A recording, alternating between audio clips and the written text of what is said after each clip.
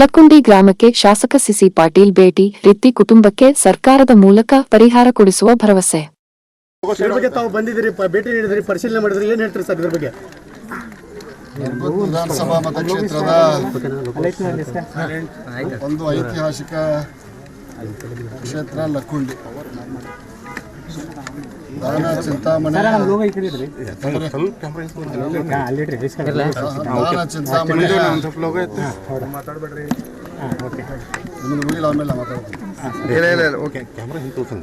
ದಾನ ಚಿಂತಾಮಣಿಯ ಕರ್ಮಭೂಮಿ.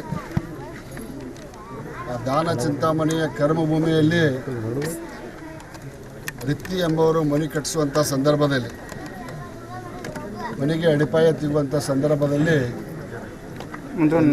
ತಾಮ್ರದ ತಂಬಿಗೆಯಲ್ಲಿ ಬಂಗಾರ ಪತ್ತೆಯಾಗಿದೆ. ಪ್ರಜ್ವಲ್ ಎನ್ನುವ ಒಬ್ಬ ಹುಡುಗ, ಅಂದರೆ ಆಕೆ ಮಗ, ತಾಯಿಯ ಮಗ ಇಲ್ಲಿ ನಿಂತಾಳಲ್ಲ, ಈ ತಾಯಿಯ ಮಗ. ಅದನ್ನು ಅವ್ರ ತಾಯಿಗೆ ತಿಳಿಸಿ, ಗ್ರಾಮ ಪಂಚಾಯತಿ ಅವರಿಗೆ ತಿಳಿಸಿ ತನ್ನ ಪ್ರಾಮಾಣಿಕತೆಯನ್ನು ಮೆರೆದಿದ್ದಾನೆ.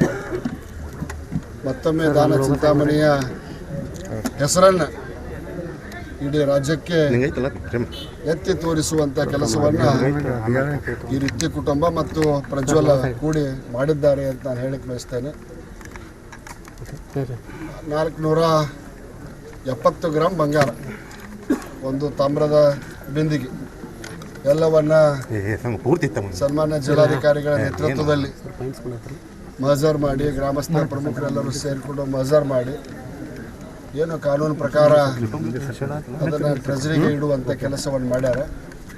ಮುಂದೆ ಏನು ಮಾಡಬೇಕು ಏನಿಲ್ಲ ಅನ್ನೋದು ಬಹುತೇಕ ಇದು ನಮ್ಮ ಜೀವಮಾನದಲ್ಲಿ ನೋಡಿದಂಥ ಮೊದಲನೇ ಘಟನೆ.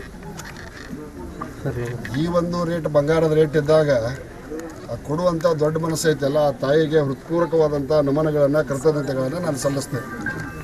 ಅದರ ಜೊತೆಗೆ ಅವರ ಕುಟುಂಬಕ್ಕೆ ಏನು ಸಹಕಾರ ಕೊಡಬೇಕು, ಏನು ಅನುಕೂಲತೆಗಳನ್ನು ಮಾಡಿಕೊಡಬೇಕು ಸರ್ಕಾರದಿಂದ, ಖಂಡಿತವಾಗಿಯೂ ನಾನು ಈ ಭಾಗದ ಶಾಸಕನಾಗಿ ಜಿಲ್ಲಾ ಉಸ್ತುವಾರಿ ಸಚಿವರ ಸಹಕಾರದೊಂದಿಗೆ ಅವರಿಗೆ ಬೇಕಾಗುವಂಥ ಸಹಕಾರವನ್ನು ನಾನು ಮಾಡಿಕೊಡ್ತೇನೆ ಅನ್ನೋಂಥ ಮಾತನ್ನು ಹೇಳ್ತೀನಿ. ಸರ್, ನಿನ್ನೆ ಪುರಾತತ್ವ ಇಲಾಖೆ ಅಧಿಕಾರಿಗಳು ಬಂದಿದ್ರು, ಇದು ಆ ಕುಟುಂಬಕ್ಕೆ ಸೇರಿದ್ದು ಅಂತೇಳಿ ರಮೇಶ್ ಮೂಲಿಮನಿ ಅವರು ಹೇಳಿದರು. ಇದು ಬಹಳಷ್ಟು ಗೊಂದಲ ಆಗಿದೆ. ನಿನ್ನೆ ಅವರು ನಮ್ಮ ಕುಟುಂಬಕ್ಕೆ ನಮ್ಮ ಚಿನ್ನ ನಮಗೆ ಕೊಡ್ರಿ ಅಂತ ಕೇಳ್ತಾ ಇದ್ದಾರೆ. ಇದು ಹೇಳಿಲ್ಲಲ್ಲ, ನಮ್ಮ ಜೀವಮಾನದಲ್ಲಿ ನೋಡಿದಂಥ ಮೊದಲನೇ ಘಟನೆ. I don't know what loss is. ಕಾನೂನು ಏನು ಹೇಳ್ತೈತಿ ಆ ಪ್ರಕಾರ ನಡ್ಕೋಬೇಕಾಕೈತಿ. ಆ ಕುಟುಂಬಕ್ಕೆ ಬೇಕಾಗುವಂಥ ಲೈವ್ಲಿಹುಡ್ ಅಂತೇವಲ್ಲ, ನೆಮ್ಮದಿಯ ಜೀವನವನ್ನು ನಡೆಸಲಿಕ್ಕೆ ಸರ್ಕಾರದಿಂದ ಏನೆಲ್ಲ ಸಹಾಯವನ್ನು ಮಾಡಬೇಕೋ ಆ ಸಹಾಯವನ್ನು ನಾನು ಸ್ವತಃ ಮಾಡ್ತೇನೆ, ಜಿಲ್ಲಾ ಉಸ್ತುವಾರಿ ಸಚಿವರ ಮುಖಾಂತರ ಮಾಡಿಸ್ತೇನೆ. ಮತ್ತು ಮಾನ್ಯ ಮುಖ್ಯಮಂತ್ರಿಗಳು ಈಗಾಗಲೇ ಮಾತಾಡಿದ್ದಾರೆ ಫೋನ್ನಲ್ಲಿ. ನಾನು ಕೂಡ ಬೆಂಗಳೂರಿಗೆ ಹೋದಾಗ ಮಾನ್ಯ ಮುಖ್ಯಮಂತ್ರಿಗಳ ಜೊತೆಗೆ ಮಾತನಾಡಿ, ಅವಶ್ಯಕತೆ ಬಿದ್ದರೆ ಈ ಕುಟುಂಬವನ್ನು ಕೂಡ ಇಲ್ಲಿಯ ಗ್ರಾಮದ ಹಿರಿಯರಿಗೆ ಹೇಳಿ ಮುಖ್ಯಮಂತ್ರಿಗಳಿಗೆ ಭೇಟಿ ಮಾಡುವಂಥ ಕೆಲಸವನ್ನು ಮಾಡ್ತಾರೆ. ಸರ್, ಬಂಗಾರ ಸಿಕ್ಕರೆ ಭಾಳ ಬಂಗಾರ ಆಗುತ್ತೆ, ಬದುಕು ಬಂಗಾರ ಆಗುತ್ತೆ ಅಂದ್ಕೊಂಡಂಥ ಕುಟುಂಬಕ್ಕೆ, ಪ್ರಾಮಾಣಿಕತೆಯನ್ನು ಮೆರೆದಂಥ ಕುಟುಂಬಕ್ಕೆ ಆ ಬಂಗಾರ ಒಂದು ರೀತಿ ಕಂಟಕವಾಗಿ ಪರಿಣಮಿಸಿದೆ. ಅದು ಮನೆ ನಿರ್ಮಾಣ ಮಾಡಬೇಕೋ ಬೇಡವೋ ಅನ್ನೋದ್ರ ಬಗ್ಗೆ ಅವ್ರಿಗೆ ಒಂದು ರೀತಿ ಗೊಂದಲ ಇದೆ ಸರ್. ಈಗ ನಾನು ಹೇಳಿದ್ದೇನಲ್ಲ, ಆ ಕುಟುಂಬಕ್ಕೆ ನೆಮ್ಮದಿಯ ಜೀವನವನ್ನು ನಡೆಸಲಿಕ್ಕೆ ಏನೆಲ್ಲ ಸಹಾಯವನ್ನು ಮಾಡಬೇಕು ಆ ಸಹಾಯವನ್ನು ಸರ್ಕಾರದ ವತಿಯಿಂದ ಮಾಡ್ತೇನೆ, ನನ್ನ ಸ್ವಂತ ಖರ್ಚಿನಿಂದನೂ ಮಾಡ್ತೇನೆ.